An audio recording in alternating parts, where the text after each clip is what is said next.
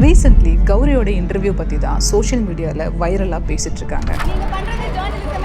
First, I really wanted to appreciate her boldness. The way she stood for herself is seriously amazing. நம்ம சொசைட்டில தான் body shaming பண்றது ரொம்ப நார்மலைஸ்டா இருக்கு. And அது ஒரு ஃபன்னா எடுத்துக்கணும் அப்படின்னு பீப்புள் எக்ஸ்பெக்ட் பண்றாங்க. ஒருத்தவங்களுக்கு ஒரு விஷயம் பிடிக்கல அப்படின்னா அதை பத்தி பேசக்கூடாது அப்படிங்கக்கூடிய ஒரு காமன் சென்ஸ் கூட இல்லாத எஜுகேட்டட் பீப்புள் கூட தான் நம்ம இருந்துட்டு இருக்கோம். அங்க இருக்க எல்லாருமே எப்போ அவங்க இமோஷனலி பிரேக் டவுன் ஆவாங்க, அதை நம்ம ஷூட் பண்ணி வைரல் ஆகலாம் அப்படிங்கறத யோசிச்சுட்டு இருந்தாங்களே தவிர அந்த ஸ்டேட்ல அவங்களோட மைண்ட் எப்படி இருந்திருக்கும் அப்படின்னு சொல்லி யாருமே யோசிக்கல அப்படிங்கறது அங்க ரொம்ப கஷ்டமான விஷயமாவே இருந்துச்சு. ரீசென்ட்லி ஒரு இன்டர்வியூல கௌரி சொல்லியிருப்பாங்க, எனக்கு அங்க ரொம்ப அழுக வந்துச்சு, பட் அவங்க என்ன அழுக வச்சாங்க அப்படின்னு இருக்கக்கூடாதுங்கிறதுக்காக தான் நான் அழுகல அப்படின்னு சொல்லியிருப்பாங்க. So many of you know, இந்த மாதிரி ஒரு சிச்சுவேஷன்ல அழுகாம கோவப்படாம வாக் அவுட் பண்ணாம இருக்கிறது அப்படிங்கிறது அவ்வளோ ஈஸியான விஷயம் இல்லை அப்படின்னு சொல்லிட்டு she is the best example. ஒரு அன்கன்ட்ரோலபிளான சிச்சுவேஷன்ல நம்ம பண்ண வேண்டியது எல்லாமே நமக்காக ஸ்டாண்ட் பண்ணணும், அந்த சிச்சுவேஷனை ஃபேஸ் பண்ணணும், ஈவன் தோ நமக்காக யாரும் ஸ்டாண்ட் பண்ணல அப்படின்னாலும், பிகாஸ் அதுதான் அவங்க எல்லாருக்கும் நம்ம கொடுக்கக்கூடிய ஒரு பெஸ்ட் ஆன்சரா இருக்கும்.